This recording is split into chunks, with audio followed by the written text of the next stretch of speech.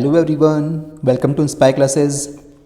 तो आज का लेक्चर हम लोग लेक्चर नंबर 13 स्टार्ट करेंगे, जिसमें हम मेनली दो टॉपिक के बारे में डिस्कस करेंगे। एक तो ट्विंस के बारे में और दूसरा मेंस्ट्रुअल साइकिल के बारे में। इसमें से जो ये ट्विंस वाला टॉपिक है ना, ये 10th के सिलेबस में नहीं है। जस्ट एक ओवरव्यू दूंगा कि हाँ, ट्विंस के बारे में भी आपको थोड़ा बहुत आइडिया होना चाहिए। ज़्यादा बातें नहीं करेंगे, थोड़ी सी बात इसके बारे में हम लोग देख लेंगे। ये सिलेबस का पार्ट नहीं है, इससे क्वेश्चंस नहीं आएगा तुम्हारे लिए। ये जो इसके बाद आएगी मेंस्ट्रुअल साइकिल, ये बहुत इंपॉर्टेंट है समझने के लिए, है ना। ये सिलेबस का भी पार्ट है, आपको अच्छे से समझनी भी है।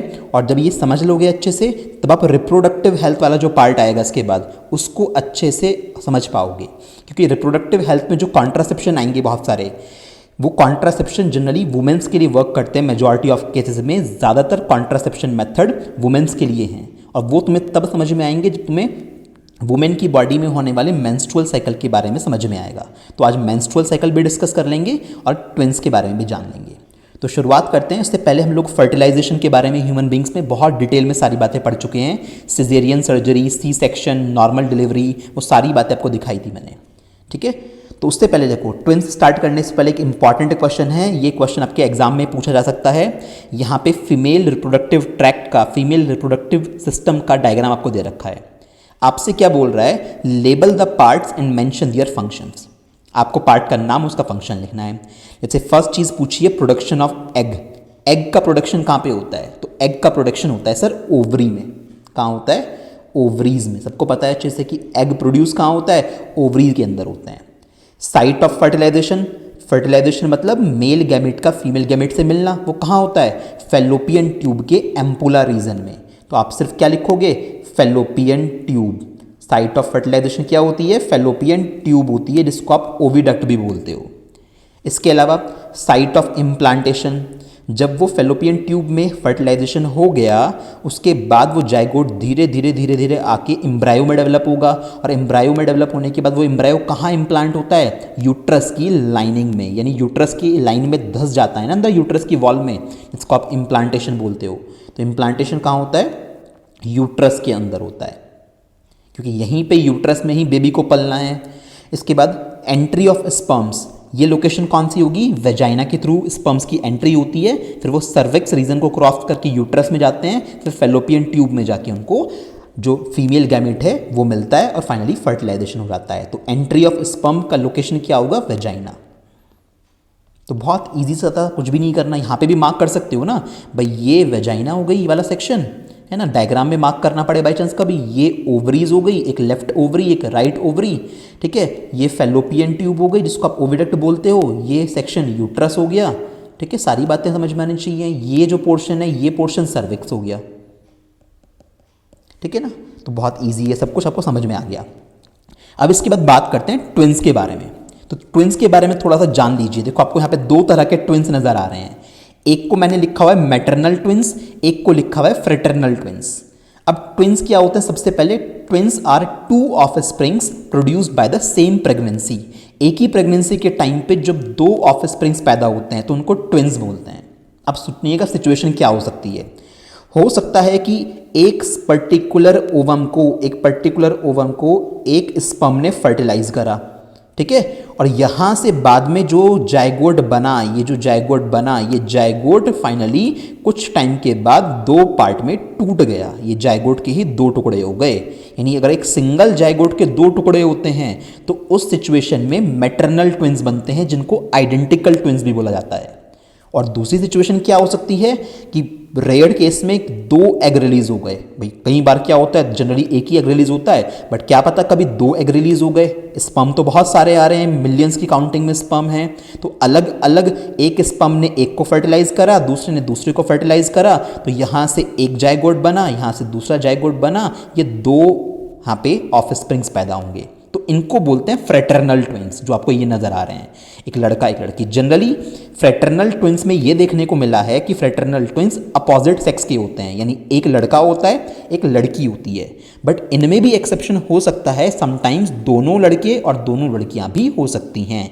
मेजॉरिटी ऑफ केसेस में जो ये वाला सेकंड सेक्शन तुम्हें समझाया है फ्रेटर्नल ट्विंस वाला, जहां पे दो अलग अलग एग दो स्पर्म से फर्टिलाइज होंगे, तो उस सिचुएशन में दो बेबी इंप्लांट होंगे। और ऑब्वियसली बात है वो हमेशा अपने माइंड में रखना कि यूट्रस को इस तरह से डिज़ाइन किया गया है कि वो एक सिंगल बेबी का वेट ही सहन कर सकता है। अगर 2 बेबी हैं, 3 हैं, क्वाड्रपल्स हैं, 4 भी होते हैं समटाइम्स, तो वहाँ पे मिसकैरेज के चांसेस बहुत मैक्सिमम होते हैं। अगर लकी है वुमेन तो उस सिचुएशन में सक्सेसफुल डिलीवरी हो भी जाती है, अदरवाइज वो जो ट्विंस या फिर ट्रिपलेट्स या क्वाड्रपल्स, वहाँ पे उनके चांसेस बहुत कम होते हैं सर्वाइवल के। तो यहाँ पे ये फ्रेटर्नल ट्विन के बारे में बात बताया, जो जनरली अपोजिट सेक्स के होते हैं, मेजॉरिटी ऑफ केसेस में, कुछ जगह सेम सेक्स के भी हो सकते हैं।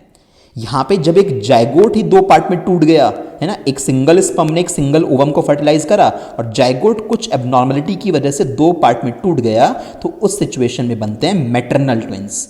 मैटरनल ट्विंस में सिमिलैरिटी काफ़ी ज़्यादा होती है क्योंकि वो एक ही जाइगोट के 2 टुकड़े हैं, दोनों के अंदर सेम डीएनए होगा। भाई यहाँ पे तो थोड़ा डिफरेंस होगा ना, एक स्पर्म एक ओवम अलग बना, एक स्पर्म एक ओवम अलग चीज़ बनी।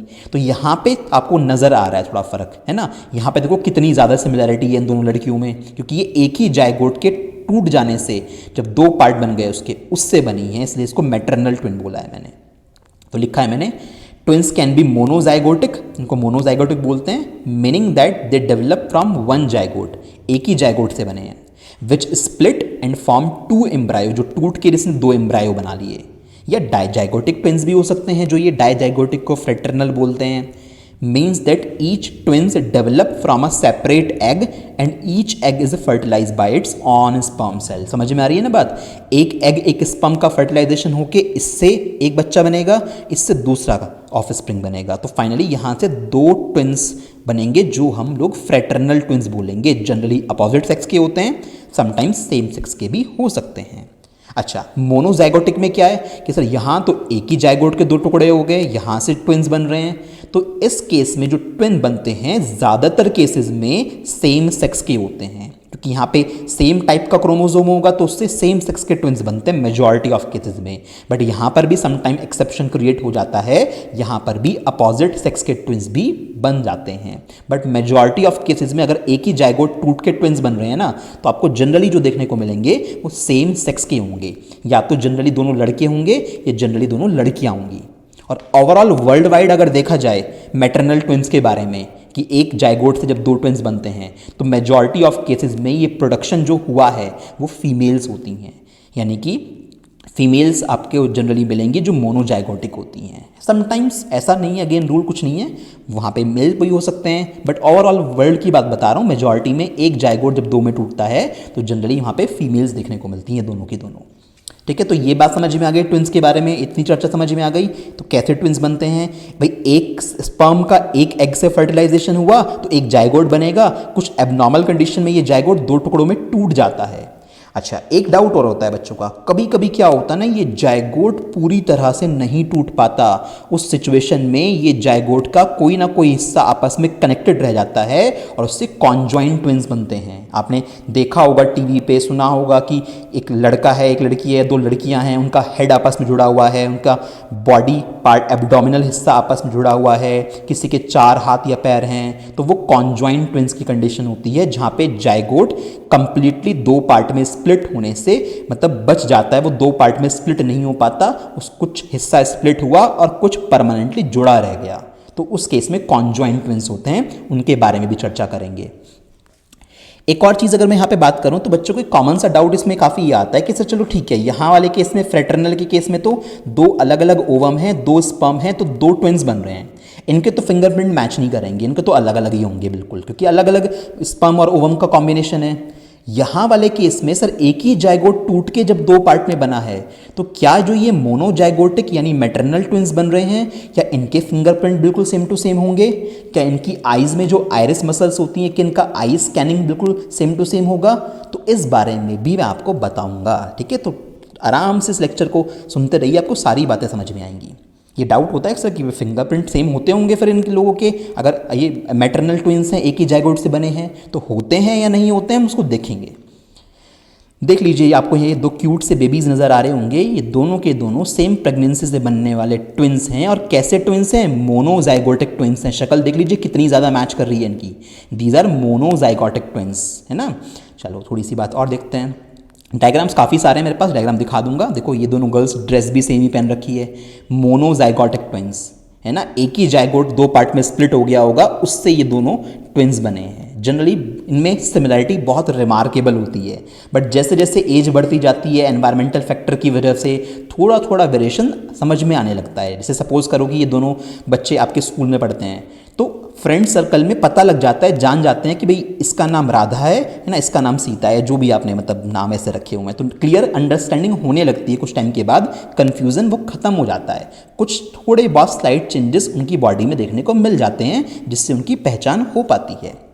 और ट्विन्स में आपस में ना बहुत स्ट्रॉन्ग सा इमोशनल बॉन्ड होता है, मतलब एक काफ़ी अटैचमेंट होता है आपस में। कुछ जगह पे तो ये भी देखा गया है कि कुछ सीक्रेट लैंग्वेज भी ऐसे ट्विन्स में होती है कि वो आपस में एक दूसरे से इशारों में बात करते हैं और वो एक दूसरे की बातें बहुत अच्छे से समझ पाते हैं। तो ये सारी चीज़ें नेचर में बनी हैं, बहुत कुछ ऐसा बनाया है गॉड ने कि एक इमोशनल अटैचमेंट होता है आपस में। ठीक है, चलो थोड़ी सी बात और देखेंगे। आप देख लीजिए, मदर के यूट्रस में दो दो बेबी एक साथ डेवलप हो रहे हैं। समझ में आएगी बात। अब माइट भी पॉसिबल सिचुएशन तो मैंने पहले दिखाई नहीं है यहाँ पे, क्या पता ये एक जाइगोट के टूटने से बने हो, तो ये मोनोजाइगोटिक ट्विन्स होंगे, जिनको मैटरनल ट्विन्स भी बोलते हो सकता है दो अलग अलग जाइगोट यहाँ पे हो, डिफरेंट जो अलग अलग ओवम और अलग अलग स्पर्म से फर्टिलाइज हुए थे, तो फ्रेटर्नल ट्विन्स बनेंगे उस सिचुएशन में। अब ऐसी सिचुएशन में हमेशा मिसकैरेज के चांसेस ज़्यादा होते हैं, क्योंकि यूट्रस वर्टिकली डाउनवर्ड है, तो इतना वेट बियर यूट्रस नहीं कर पाता और there is a higher chances कि मिसकैरेज हो जाए। ठीक, चलो हाँ, अब फाइनली बात आती है आइडेंटिकल ट्विन्स के फिंगरप्रिंट्स की। सर क्लियर लिखा हुआ है फिंगरप्रिंट सेम नहीं होते, ध्यान रखिएगा। ऐसा क्यों? क्योंकि देखो, जब वो पर्टिकुलर बच्चा, वो ट्विन्स मदर के वॉम में हैं, यूट्रस में हैं, तो अपने सराउंडिंग एनवायरनमेंट में अलग अलग चीज़ों को टच करते हैं, अलग अलग तरह से उनके हाथ पैरों का मूवमेंट होता है। वो अम्बिलिकल कॉर्ड को भी टच करेगा, अलग तरह से उसके हाथों में मूवमेंट होगा। हाथों में इस तरह के मूवमेंट होने से स्किन बहुत सॉफ्ट होती है बचपन में, तो उसके अकॉर्डिंग उनके फिंगरप्रिंट्स के जो ये निशान हैं ये चेंज हो जाते हैं। तो ध्यान रखिएगा, some variations are always produced in the twins. Twins के फिंगरप्रिंट कभी मैच नहीं करेंगे 100%। इसके अलावा आयरिस मसल्स का फिंगर स्कैनिंग तो बहुत ही सिक्योर होता है। आयरिस मसल जो होती है ना, आपकी आइज़ के अंदर जो आयरिस मसल्स होती हैं, आपने देखा होगा जब आप आधार कार्ड वगैरह बनवाने गए जाते हो तो आपकी आइज़ का भी स्कैनिंग ली जाती है। तो आप सोचते हो कि आई की कॉर्निया की स्कैन कर रहे होंगे ना, वो आपकी आई का आयरिस स्कैन कर रहे हैं, सो दैट गवर्नमेंट डेटाबेस में वो स्टोर हो जाए हमेशा के लिए। आपके फिंगरप्रिंट्स ले लिए उन्होंने, आई स्कैन ले लिया। आई स्कैनिंग में आयरिस का जो पैटर्न होता है, पूरी दुनिया में, पूरे वर्ल्ड में कोई भी दो लोगों का आयरिस पैटर्न सेम नहीं हो सकता। तो इसलिए अगर आपने कोई क्राइम किया है या आप किसी वजह से कहीं से भाग गए हो, आपने कोई इलीगल काम किया है, तो पुलिस आपको गवर्नमेंट के आधार कार्ड के डेटाबेस से आपको पहचान लेगी, आपको ढूंढ लेगी। आपका सारा रिकॉर्ड गवर्नमेंट के पास ऑलरेडी स्टोर्ड है, आपके फिंगरप्रिंट उनके पास हैं, आपकी आयरिस मसल का स्कैन उनके पास है, तो आपको पकड़ने में उन्हें ज़्यादा देर नहीं लगेगी। ठीक है, तो इसलिए वो एक यूनिक आइडेंटिटी बनाई गई है हमारी कंट्री में। ऐसे अदर कंट्रीज़ में अलग पैटर्न होता है। ठीक है, तो ध्यान रखिएगा। तो आपको क्लियर समझ में आ गया कि ट्विन्स के फिंगरप्रिंट भी, मोनोजाइगोटिक ट्विन्स के फिंगरप्रिंट भी, क्योंकि आइडेंटिकल ट्विन्स को मोनोजाइगोटिक ट्विन्स बोलते हैं, उनके फिंगरप्रिंट भी मैच नहीं करते। ठीक है ना, चलो बात आती है कॉन्जॉइंट ट्विन्स की। कॉन्जॉइंट ट्विन जो कुछ हिस्से से जुड़े हुए रह जाएं। Conjoined twins are monozygotic twins whose bodies are joint together during pregnancy. ऐसा क्यों होता है? अगर वो जो जाइगोट जिसको स्प्लिट होना था, वो डे 12 के बाद, फर्टिलाइजेशन जब हो गया उसके 12th डे के बाद अगर वो दो टुकड़ों में टूटने की कोशिश करता है, तो कुछ ना कुछ हिस्सा उसका हमेशा परमानेंटली जुड़ा रह जाता है, और जिससे क्या प्रोड्यूस होते हैं? कॉन्जॉइंट ट्विन्स प्रोड्यूस होते हैं। तो this occurs when the zygote starts to split after day 12 following fertilisation and fails to separate completely. वो पूरी तरह सेपरेट नहीं हो पाते, कुछ ना कुछ हिस्सा उनका जुड़ा रह जाता है। तो ऐसी सिचुएशन में कॉन्जॉइंट ट्विन्स पैदा होते हैं, और उनके सर्वाइवल के क्या चांसेस हैं, क्या कॉन्जॉइंट ट्विन को हम अलग कर सकते हैं, वो बहुत सारे फैक्टर पे डिपेंड करता है कि अगर वो कोई कॉमन इंपॉर्टेंट ऑर्गन शेयर ना करते हों, सपोज दोनों का एक ही हार्ट है तो उनको सेपरेट करना बड़ा मुश्किल हो जाएगा, एक ही ब्रेन है या एक ही लिवर है, तो अगर कॉमन इंपॉर्टेंट ऑर्गन शेयर करते हैं तो उनको सेपरेट करना बहुत मुश्किल हो जाता है। और ऐसी सिचुएशन में देखा गया है या तो उनमें से एक की जान चली जाती है, एक बचता है, या फिर दोनों ही मर जाते हैं। देख लीजिए, आपको कॉन्जॉइंट ट्विंस नज़र आ रहे हैं। यहाँ पे इनका जो एब्डोमिनल पार्ट है वो कॉमन है, वो जुड़ा हुआ है, हेड अलग अलग हैं। यहाँ पे क्या है, इस केस में सर्जरी भी नहीं हो सकती है भाई, यहाँ पे सब कुछ ज्वाइंट है, बस हेड वाला हिस्सा अलग अलग है, बाकी इनके हैंड्स वैंड सब कुछ ज्वाइन है। तो ये भी कॉन्जॉइंट ट्विंस हो गए। बहुत सारे एबनॉर्मल केसेस दुनिया में ऐसे आए हैं और बहुत सारे ऐसे कॉन्जॉइंट ट्विंस हैं जो मर गए हैं, है ना।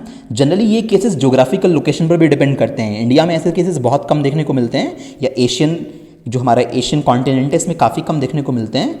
अगर तुम अफ्रीका की तरफ जाओ या यूरोपियन कंट्री में जाओ तो वहाँ की तरफ आपको कॉन्जॉइंट ट्विन के केसेस थोड़े से ज़्यादा देखने को मिलेंगे। क्लाइमेटिक फैक्टर अलग है, खान पान अलग है उनका, तो बहुत कुछ अलग है जिसकी वजह से हमारे सेक्स हार्मोन्स पर फ़र्क पड़ता है, और उसकी वजह से बॉडी में कुछ ऐसे चेंजेस होते हैं समटाइम्स कि वो जाइगोट स्प्लिट होने की कोशिश करता है, और स्प्लिट होते होते कई बार तो सक्सेसफुली स्प्लिट हो जाएगा और कई बार उसका कुछ हिस्सा जुड़ा हुआ रह जाता है। उस वजह से ये सिचुएशन क्रिएट होती है। तो बात आती है कॉन्जॉइंट ट्विन को सेपरेट कर सकते हैं या नहीं कर सकते हैं। तो सर डिपेंड करता है कि वो किस हिस्से से जुड़े हुए हैं। Sometimes surgeries can be successful और sometimes it may lead to death of both the persons. ठीक है, कुछ केसेस आपको दिखाता हूं क्या क्या हुए हुए हैं। ये दो सिस्टर्स थी, गंगा एंड जमुना इनका नाम था। ये हेड से जुड़ी हुई थी, कॉमन हेड, देखो फ्लैट सा नज़र भी आ रहा होगा। सर्जरी इनकी की गई, कॉमन हेड था तो उनको क्रैनियोफैगस ट्विंस बोलते हैं, जो हेड से आपस में जुड़े हुए होते हैं। काफ़ी क्रिटिकल ऑपरेशन था। अप्रॉक्सीमेट अगर गूगल पे आप डेटा देखो तो 97 आवर्स तक इन दोनों की सर्जरी चली। 97 आवर्स की सर्जरी के बाद दोनों को अलग कर दिया गया।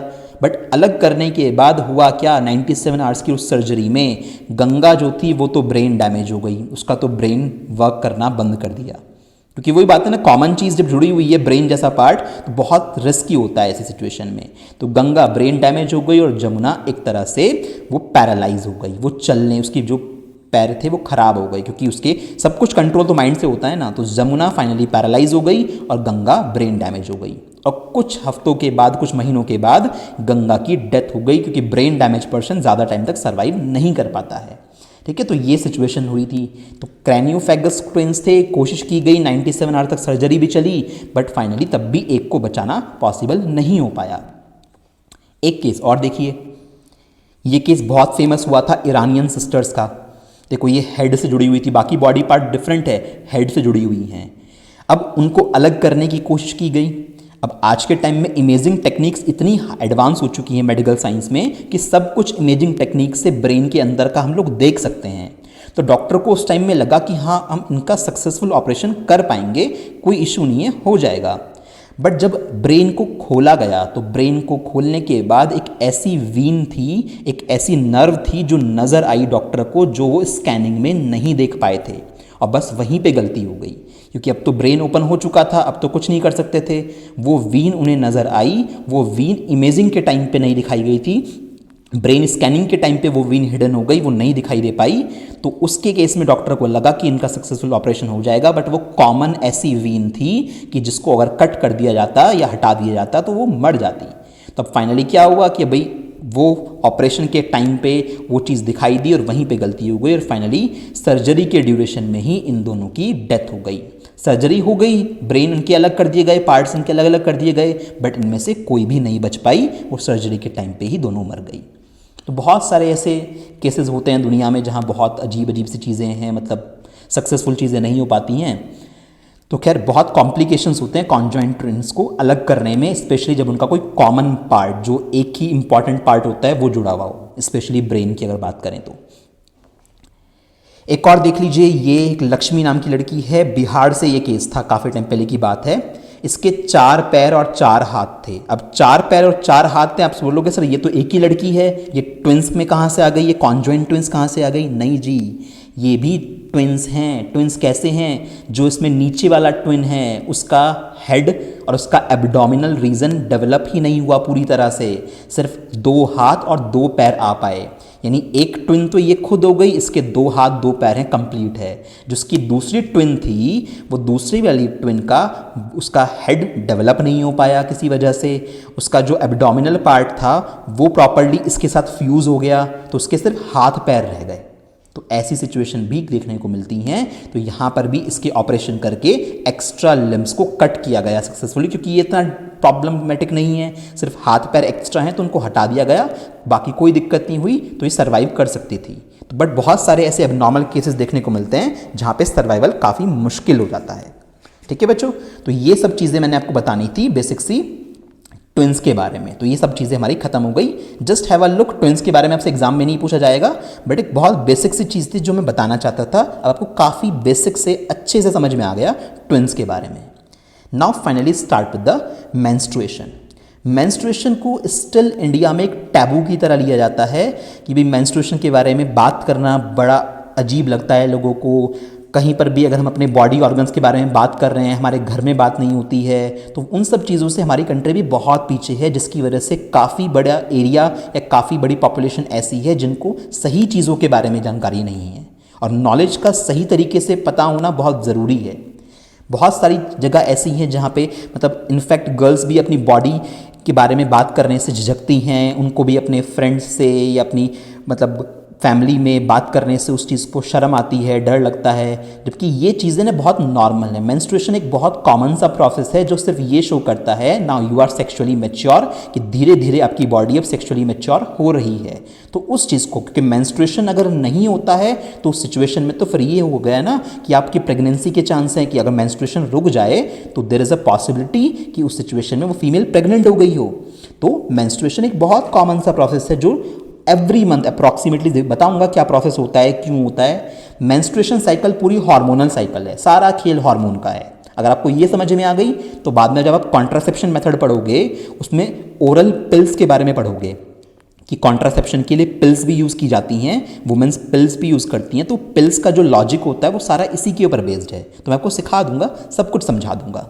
जितनी इंपॉर्टेंट बातें एक छोटे से पैराग्राफ के फॉर्मेट में आपके नोट्स में लिखी हुई हैं, बहुत ज़्यादा आपके एग्जाम के पॉइंट ऑफ व्यू से कुछ नहीं आएगा, बट समझ लो ये पूरी साइकिल आपको समझ में आनी ज़रूरी है। अच्छा, अब दूसरा क्वेश्चन ये अराइज होता है क्या मेंस्ट्रुएशन साइकिल मंथ में एक ही बार होती है? तो जनरली बात करें तो एक 28 डेज़ की साइकिल पीरियड लेते हैं हम लोग। ये एक एवरेज नंबर है। मैंने आपको पहले भी बताया था कि मेंस्ट्रुअल साइकिल का टाइम पीरियड 28 डेज़ की जगह पे कुछ वुमेन्स में इससे ज़्यादा भी हो सकता है, 30 डेज़, 35 डेज़, है ना। जनरली जब प्यूबर्टी आती है गर्ल्स में तो स्टार्टिंग के कुछ 4-5 साल तो बहुत ही एबनॉर्मल सा पैटर्न रहता है कि एग्जैक्ट पीरियड साइकिल फिक्स ही नहीं हो पाती, चेंज होती रहती है बार बार। तो जनरली एक एवरेज वैल्यू जो होती है वो 28 डेज़ की ली जाती है समझाने के लिए कॉन्सेप्ट को, बट ये इससे ज़्यादा या इससे कम भी 1-2 दिन हो सकती है। ठीक है ना। चलिए 35 डेज़ तक की मेंस्ट्रुअल साइकिल भी देखी गई है वुमेन्स के अंदर। Okay, now is it really happens only in women? क्या वुमेन्स ही सिर्फ मेंस्ट्रुएट करती हैं? तो आंसर है नो। हर एक वुमेन में मेंस्ट्रुएशन नहीं होता। और इनफैक्ट कुछ ऐसे भी ट्रांसजेंडर पर्सन्स हैं, सपोज ट्रांसजेंडर मेन है, उसको भी पीरियड्स होंगे, पीरियड्स जिसको हम मेंस्ट्रुएशन बोलते हैं। ट्रांसजेंडर मेन भी मेंस्ट्रुएशन परफॉर्म करता है। और इसके अलावा अगर ट्रांसजेंडर वुमेन है तो उसको पीरियड्स हो सकता है ना हो। तो ध्यान रखिएगा, not every women gets her period and not every female who gets a period consider themselves a women. Transgender वाला केस हो गया ना, मतलब ज़रूरी नहीं है कि वुमेन्स में ही हमेशा ये मेंस्ट्रुएशन साइकिल होती है। ट्रांसजेंडर मेंस में भी मेंस्ट्रुएशन साइकिल होती है और ट्रांसजेंडर वुमेन्स में हो सकता है ना होती हो। तो ये कॉमन सी चीज़ यू मस्ट नो दैट कि हाँ ऐसा भी तो हो सकता है, ये बात भी तुम्हें पता होनी चाहिए। ठीक है, तो जस्ट एक ओवरव्यू दे रहा हूँ, जो ये टैबू है, जो ये मतलब मिसकंसेप्शन है लोगों में, ये सारी चीज़ें क्लियर होनी चाहिए, हमें एक बिल्कुल क्रिस्टल क्लियर नॉलेज होनी चाहिए। और ये टॉपिक ऐसा एक जनरल अवेयरनेस का, ये सबको पता होना चाहिए अच्छे से। ठीक है, okay. Now menstruation is not dirty. कई बार हमारी सोसाइटी में कंसिडर किया जाता है मेंस्ट्रुएशन बहुत डर्टी। डर्टी कुछ नहीं है, वहाँ पे सिर्फ ये है कि यूट्रस में कुछ तैयारियाँ हुई थी। यूट्रस में, तभी यूट्रस को क्या पता प्रेगनेंसी होगी या नहीं होगी। यूट्रस ने अपनी इनर एंडोमेट्रियम वॉल में पूरी तैयारियां की हुई थी कि ऊपर से फर्टिलाइज्ड एग आएगा, उसको मैं इम्प्लांट करूंगा, फिर वो धीरे धीरे एक बेबी में डेवलप होगा। अब फर्टिलाइजेशन तो नहीं हुआ, फर्टिलाइजेशन नहीं हुआ तो सारी तैयारियां जो यूट्रस में हुई थी वो सारी की सारी तैयारियां वही टूट के, वही एंडोमेट्रियम वॉल की लेयर्स टूट के बाहर वेजाइना के थ्रू ब्लड के फॉर्मेट में, म्यूकस के फॉर्मेट में बाहर आती हैं। बॉडी से कोई टॉक्सिन्स बाहर नहीं आ रहे हैं, है ना, कोई जहरीले सब्सटेंस बाहर नहीं आ रहे हैं, इसलिए आप मेंस्ट्रुएशन को डर्टी नहीं बोल सकते। तो मेंस्ट्रुअल ब्लड में एक खास बात ये होती है कि मेंस्ट्रुअल ब्लड क्लॉट नहीं होता, मेंस्ट्रुअल ब्लड में क्लॉटिंग नहीं होती, उसमें कुछ ऐसे एंटी क्लॉटिंग फैक्टर्स प्रेजेंट होते हैं कि मेंस्ट्रुअल ब्लड क्लॉट नहीं होता। बट समटाइम्स किसी फीमेल में अगर मेंस्ट्रुअल ब्लड क्लॉट होता है तो उसको फिर डिजीज़ की कैटेगरी में काउंट किया जाता है और उसको ट्रीट कराना पड़ता है। तो मेंस्ट्रुअल ब्लड की क्लॉटिंग नहीं होती है, जनरली नॉर्मल बॉडी से ब्लड आएगा तो क्लॉट हो जाएगा, but menstrual blood does not clot.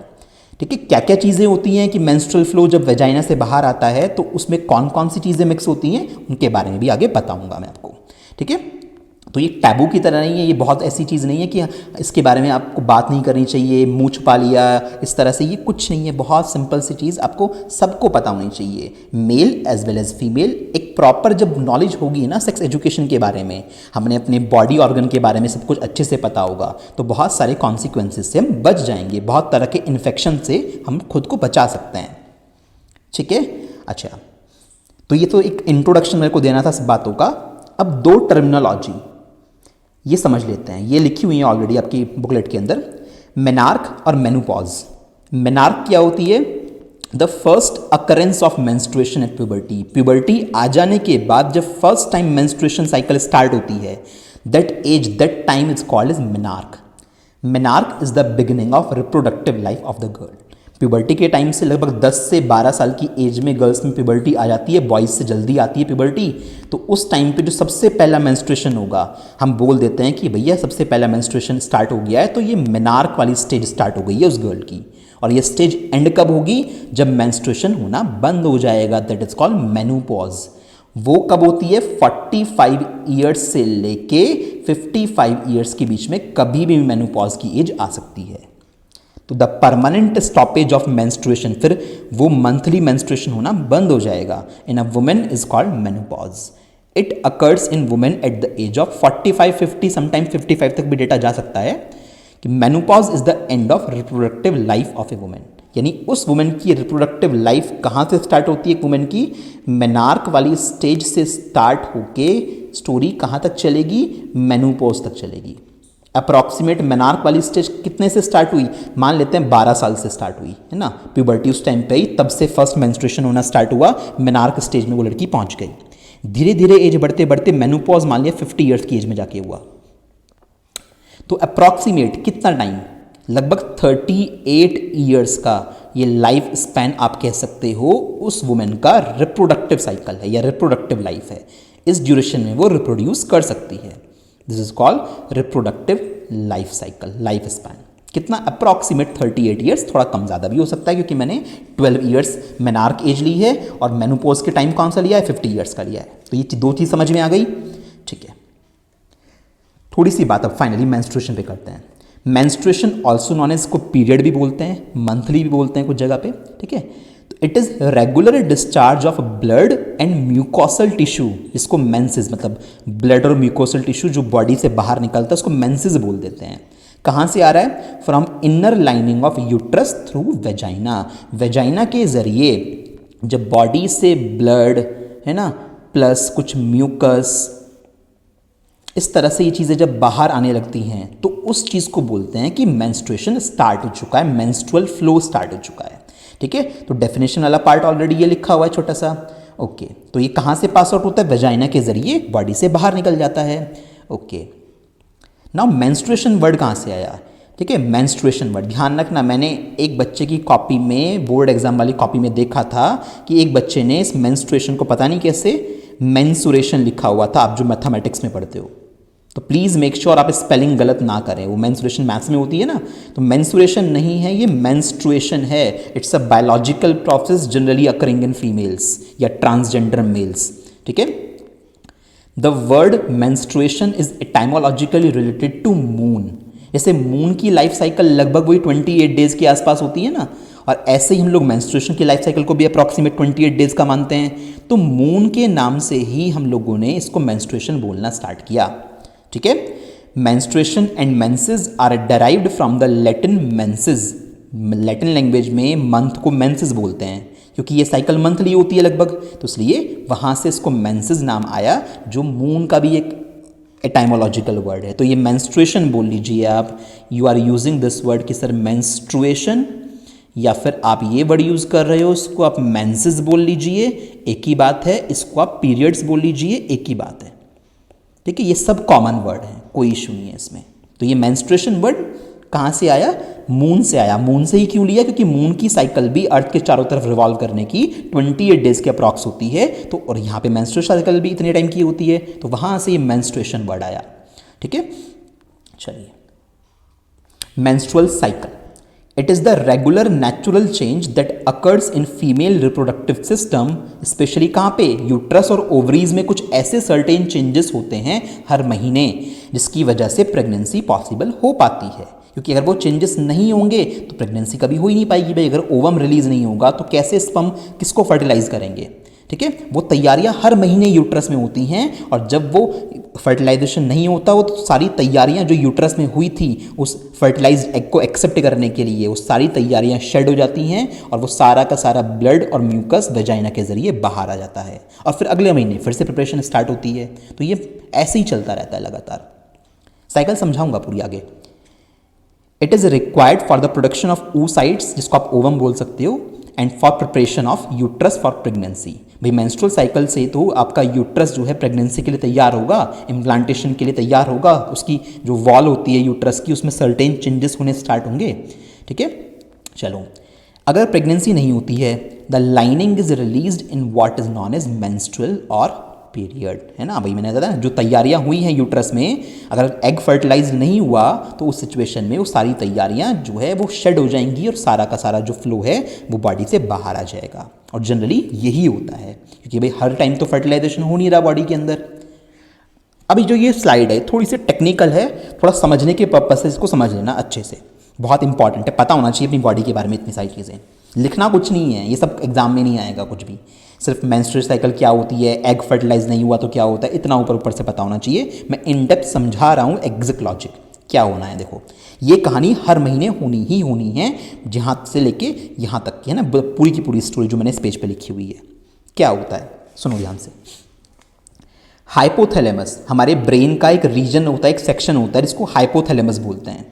Hypothalamus हमारी anterior pituitary gland, pituitary gland इसी हाइपोथैलेमस के थोड़ा सा नीचे होती है।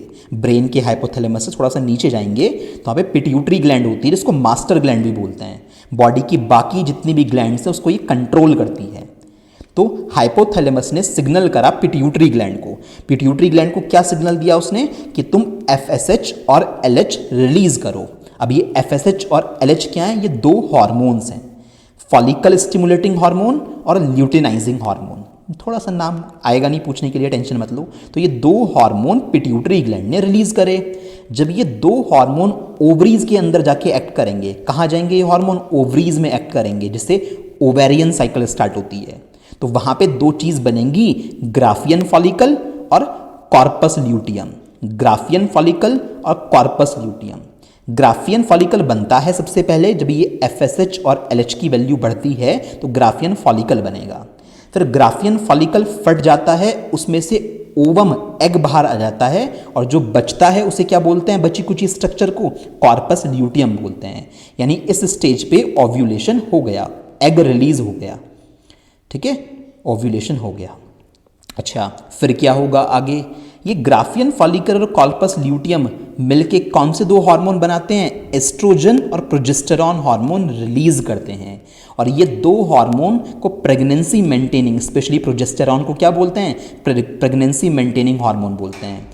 ये हार्मोन यूट्राइन के अंदर, यूट्रस के अंदर की जो लाइनिंग है वहाँ पे इम्प्लांटेशन की तैयारियां करना शुरू कर देते हैं, क्योंकि उन्हें तो यही लग रहा है कि भाई ओव्यूलेशन हो चुका है, एग रिलीज हो चुका है, तो अब इसके बाद फर्टिलाइजेशन होगा कुछ टाइम के बाद। उस फर्टिलाइज्ड एग को यानी उस जाइगोट को हम लोगों को इम्प्लांट करना है, तो वहाँ पे तैयारियां शुरू हो जाती हैं। तो यहाँ तक की कहानी समझ में, ये हर महीने होता है, हर महीने होना है। ये यूट्राइन में तैयारियां हो रही हैं। अब दो केस हो सकते हैं। फर्टिलाइजेशन अगर हो गया, सेक्सुअल इंटरकोर्स हो गया, स्पर्म वेजाइना में इंट्रोड्यूस हो गए और एक स्पर्म ने एग को फर्टिलाइज कर दिया, हो गया फर्टिलाइजेशन सपोज, तो आपकी यूट्रस की वॉल के अंदर से कुछ लेयर्स होती हैं, मैं उनके नाम पे नहीं जा रहा, वहाँ से HCG हार्मोन रिलीज होता है, ह्यूमन कॉरियोनिक गोनेडोट्रोपिन, जिसको हम लोग प्रेगनेंसी टेस्टिंग किट के थ्रू टेस्ट भी करते हैं, आपको बताया था मैंने बायो में पहले।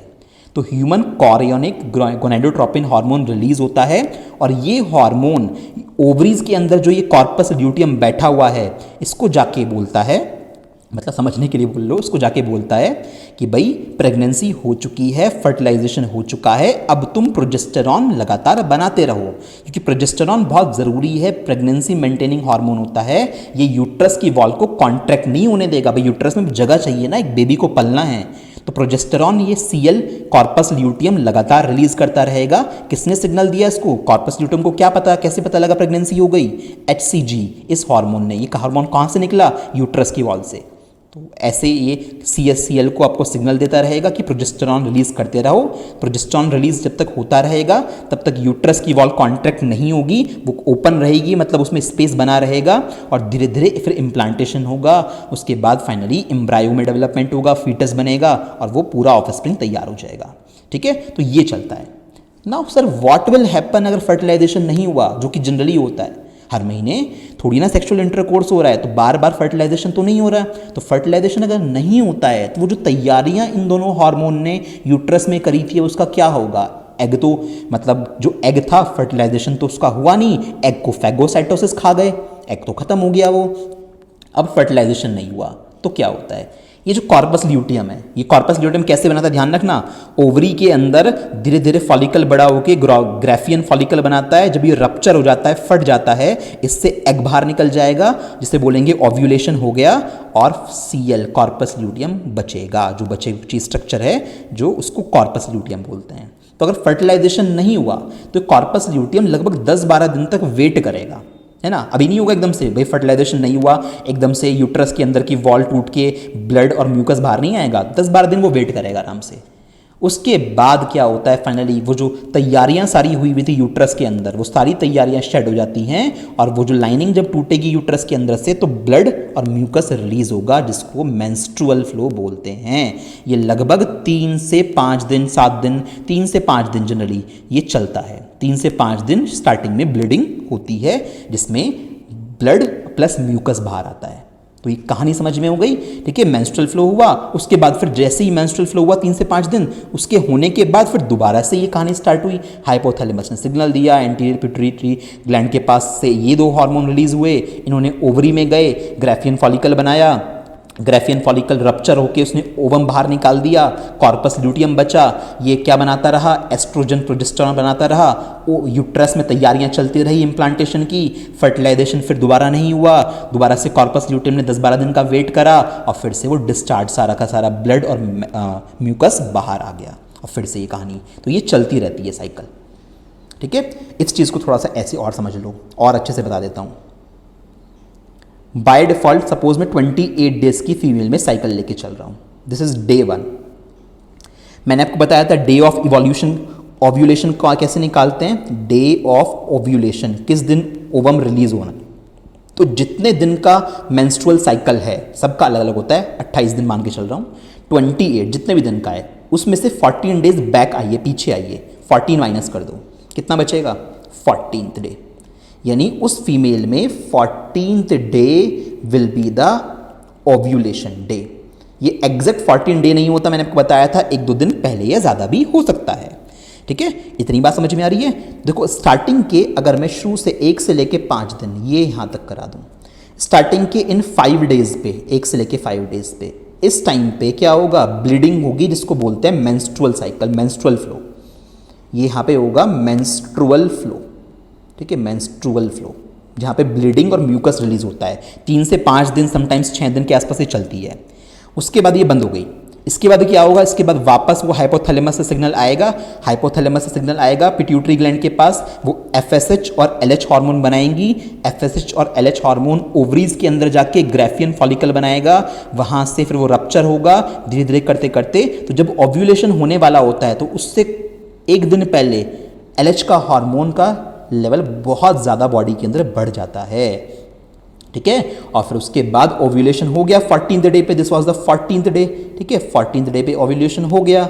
उसके बाद क्या होगा? अब वो एग, अगर स्पर्म्स वहाँ पे प्रेजेंट हैं, क्योंकि स्पर्म्स फीमेल रिप्रोडक्टिव ट्रैक में 3 दिन तक जिंदा रहते हैं, 72 आवर्स तक जिंदा रहते हैं। तो अगर फर्टिलाइजेशन हो गया तो human chorionic gonadotropin HCG hormone Cl को सिग्नल दे देगा कॉर्पस ल्यूटियम को कि भैया प्रोजेस्टेरॉन बनाते रहो, प्रेगनेंसी हो चुकी है। अगर नहीं हुई प्रेगनेंसी, फर्टिलाइजेशन नहीं हुआ, तो उस सिचुएशन में क्या होता है, धीरे धीरे अब लगभग 10-12 दिन तक वेट किया जाएगा अप्रॉक्सीमेट, है ना। 14th डे पे ओव्यूलेशन हुआ, अब धीरे धीरे ओव्यूलेशन ये होने के बाद 10-12 दिन तक अप्रॉक्सीमेट वेट करी, पहले 1-2 दिन तो वेट करेगा, ये फर्टिलाइज हो जाए एग, ठीक है। लगभग मान लिया हमारे पास 16 डे तक ऐसे हो गया कि एग का वेट करा, एग फर्टिलाइज हुआ तो ठीक है, नहीं हुआ तो उसके बाद 10-12 दिन का भी ये वेट करेगा कॉर्पस ल्यूटियम।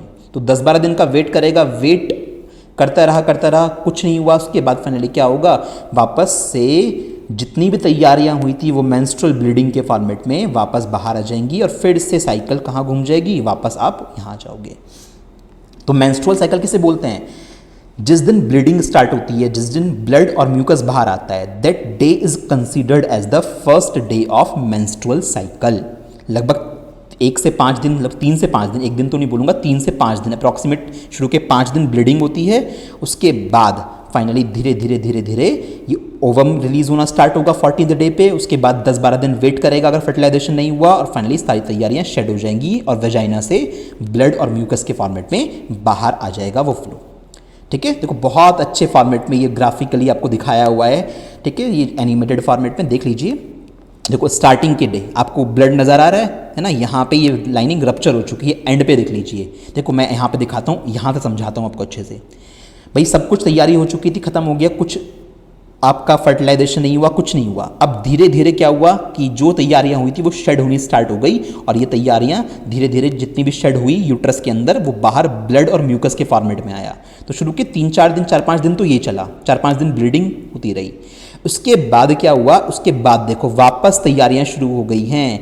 जैसे ही आपके ब्रेन के नीचे ये जो ग्लैंड होती है पिट्यूटरी ग्लैंड, इससे FSH और SH आएंगे, तो धीरे धीरे फॉलिकल इंक्रीज करना स्टार्ट करेगा, खुद को इंक्रीज करना स्टार्ट करेगा। ईस्ट्रोजन का, प्रोजेस्टेरॉन का हार्मोन बढ़ेगा धीरे धीरे, और जैसे ही फाइनली फॉलिकल एक पर्टिकुलर लेवल पे पहुंचेगा तो वो रप्चर हो जाएगा, और रप्चर होते ही क्या रिलीज होगा, एग, इसको क्या बोलते हैं, ओव्यूलेशन। देखो उसके मुंह में से एग निकलता हुआ इन्होंने दिखाया है, ये ग्राफियन फॉलिकल मान सकते हो, इसने एग बाहर निकाल दिया। एग किसने निकाला ये बाहर, LH हार्मोन ने निकाला, जो कहाँ से रिलीज होता है, आपकी पिट्यूटरी ग्लैंड से रिलीज होता है, ल्यूटिनाइजिंग हार्मोन बोलते हैं। एग रिलीज हो गया, अब एग 1-2 दिन सर्वाइव करेगा, उसके बाद भाई स्पर्म तो आया ही नहीं है। तो अब ये जो हमारे पास बॉडी बनी हुई है जिसको कॉर्पस ल्यूटियम बोलते हैं, ये बॉडी 10-12 दिन तक लगभग वेट करती है, धीरे धीरे श्रिंक होती जाती है, और फाइनली जो भी तैयारियां हुई थी वो सारी की सारी तैयारियां, भी प्रोजेस्टेरॉन रिलीज होना बंद हो जाएगा ना, ये बेचारा ये मरना शुरू हो गया। तो ये पहले प्रोजेस्टेरॉन बना रहा था, प्रोजेस्टेरॉन रिलीज होना बंद हो गया, धीरे धीरे कम हो गया, तो यूट्राइन मसल्स कॉन्ट्रैक्ट करेंगी, और जो भी तैयारियां हुई थी वो वॉल की धीरे धीरे वापस शेड होना स्टार्ट हो जाएंगी, और मेंस्ट्रुअल फ्लो जिसमें ब्लड प्लस म्यूकस प्रेजेंट होता है वो बाहर आ जाएगा। और यही साइकिल फिर से यहाँ से घूम के वापस फिर यहाँ आ जाओगे, है ना, फिर यहाँ से चल के यहाँ जा रहे हो, क्या साइकिल बन गई, नहीं बन गई, यहाँ से यहाँ जा रहे हो, फिर ये वापस घूम रहा है, ठीक है। यही चलता रहता है पूरा का पूरा। इसको आप आराम से पॉज करके पढ़ लेना, पूरा प्रोसेस मैंने लिखा हुआ है, एक बार देख लेना इस चीज़ को, उसमें कोई ऐसा एक्सप्लेनेशन रिक्वायर्ड नहीं है। नाम वगैरह कुछ नहीं पढ़ने में, इतना डिटेल में नहीं जाना, मैंने तुम्हें बताया है काफ़ी कुछ, ताकि तुम्हारे माइंड पे एक अच्छा इंप्रेशन रहे, तुम्हें चीज़ें समझ में आए। मेंस्ट्रुअल फ्लो में होता क्या क्या है, यूट्रस से जो निकलता है लगभग 40 to 50 ml तो उसमें 150 ml तो उसमें ब्लड होता है, 40 से 150 ml। इसके अलावा टिश्यू फ्लूइड, म्यूकस और एपिथेलियल सेल्स, जो एंडोमेट्रियम, यूट्रस की वॉल को एंडोमेट्रियम बोलते हैं, वहाँ से जो तैयारियाँ हुई थी, जो सेल थे वो टूट गए होंगे ना, तो वो सेल्स भी, एपिथेलियल सेल्स भी आपके मेंस्ट्रुअल फ्लो के साथ साथ बाहर आते हैं। तो इतनी सारी चीज़ें उस पर्टिकुलर मेंस्ट्रुअल फ्लो में होती हैं। सबसे ज़्यादा अमाउंट तो ब्लड का ही होता है, 40 से 150 ml तक ब्लड हो सकता है, depending upon one female to another female. अब मेंस्ट्रुएशन को मैनेज करने के जनरली बहुत सारे टैम्पन्स आते हैं, नैपकिन्स आती हैं, उनको यूज़ किया जाता है ना। उस तरह से अगर उन चीज़ों को यूज़ किया जाएगा तो उससे इन्फेक्शन के चांसेस कम हो जाते हैं प्रॉपर्ली, क्योंकि ये साइकिल मंथली बेसिस पे होनी है, तो जनरली फीमेल्स उनको यूज़ करती हैं। और बल्कि मेंस्ट्रुएशन साइकिल अगर किसी की इम्प्रॉपर है, पीरियड्स की साइकिल प्रॉपर नहीं बैठ रही है, तो उस सिचुएशन में कुछ बर्थ कंट्रोल मेथड्स भी यूज़ किए जाते हैं, पिल्स भी लेती हैं गर्ल्स उस सिचुएशन में, उनके बारे में चर्चा करेंगे जब हम रिप्रोडक्टिव हेल्थ पढ़ेंगे। पिल्स सिर्फ कॉन्ट्रासेप्शन के लिए नहीं ली जाती, पिल्स इस पर्पज से भी ली जाती हैं कि हमें अपनी मेंस्ट्रुअल साइकिल को मैनेज करना है, उसको मेंटेन करना है, वो बड़ी इरेगुलर सी हो रही है, तो उस सिचुएशन में भी डॉक्टर सजेस्ट करती है पिल्स का एक प्रॉपर कोर्स। ठीक है, उसके बारे में बाद में बात करेंगे। तो इतनी चीज़ें हमें समझ में आई है। ठीक, एनसीईआरटी में एक क्वेश्चन दे रखा है आपके लिए, बहुत इंपॉर्टेंट है ये क्वेश्चन। इस क्वेश्चन के आंसर आपका लिखा हुआ है ऑलरेडी कि what changes are observed in the uterus if fertilization do not occur. Fertilization नहीं हुआ तो क्या होगा, आपको पता है जितनी तैयारी है वो सारी शेड हो जाएंगी, और जो भी वहाँ पे वॉल के अंदर से म्यूकस है, ब्लड है, वो बाहर रिलीज होगा वेजाइना के थ्रू, और लगभग 2 से 8 दिन तक, एनसीईआरटी ने बोला ये टाइम पीरियड 2 से 8 डेज तक मेंस्ट्रुअल ब्लीडिंग होती है ना। ये टाइम पीरियड मेंस्ट्रुअल फ्लो इस ड्यूरेशन में बाहर निकलता है धीरे धीरे डेली बेसिस पे। ठीक है, तो चलो ये साइकिल हमें समझ में आ गई। 2 इंपॉर्टेंट से क्वेश्चंस हैं, एक ये वाला और एक ये वाला। अगर आपने अच्छे से जितना पढ़ा है, सब कुछ पढ़ लिया, तो इन क्वेश्चन के आंसर खुद से लिख के देखिएगा, है ना। और आप मुझे भी सेंड कर सकते हो चेक कराने के लिए, अगर आपको डाउट हो कि क्वेश्चन का आंसर सही है या नहीं है। तो ये 2 बड़े इंपॉर्टेंट क्वेश्चन है, मैंने सारा पढ़ाया है। ज़रूरी है कि अब आप इनके आंसर लिख के देखो कि किस तरह से क्या पढ़ा, क्या समझा, और उसको कैसे लिखना है हम लोगों को, वो चीज़ बहुत ज़रूरी है। तो मेंस्ट्रुएशन के बारे में समझ में आ गया। एक लगभग मंथली साइकिल है जो फीमेल्स में और ट्रांसजेंडर मेंस में होती है। ठीक है ना।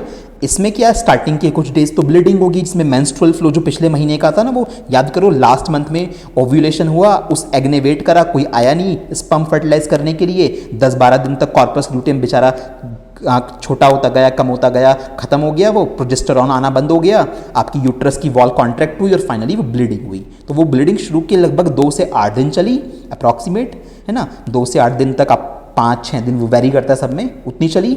उसके बाद फिर से वही कहानी स्टार्ट हो गई आगे, हाइपोथैलेमस से एफएसएच और एलएच के सिग्नल्स पहुंचे, पिट्यूटरी ग्लैंड ने उन दोनों को रिलीज करा, पिट्यूटरी ग्लैंड से एफएसएच और एलएच हार्मोन रिलीज होकर ओवरी में पहुंचा, ओवरी से ओव्यूलेशन हुआ लगभग 14th डे के आसपास। 28 दिन की अगर साइकिल है तो 14th डेज पे ओव्यूलेशन माना जाता है।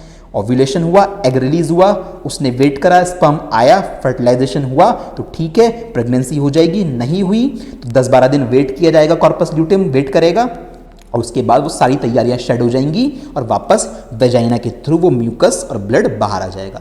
आई थिंक कहानी आपको समझ में अब आ गई होगी। स्टिल कोई डाउट होगा आप मुझसे पूछ सकते हो। ठीक है, तो अब नेक्स्ट जब हमारा लेक्चर आएगा, इसके बाद मेंस्ट्रुअल साइकिल हो गई है, now we will start with reproductive health. Reproductive health के बारे में पढ़ेंगे, लगभग 2 लेक्चर उसके ऊपर आएंगे, एंड फाइनली हमारे पास लास्ट उसके बाद जो एक लेक्चर होगा, अभी 13 चला है ना, तो 14 और 15 तो रिप्रोडक्टिव हेल्थ पे हो जाएंगे। 16th लेक्चर में कुछ इंपॉर्टेंट क्वेश्चंस हैं इस चैप्टर के, उनको मैं डिस्कस कराऊंगा सबसे एंड में, और लेक्चर 16 पे ये चैप्टर पूरी तरह से हमारा एंड हो चुका होगा। ठीक है,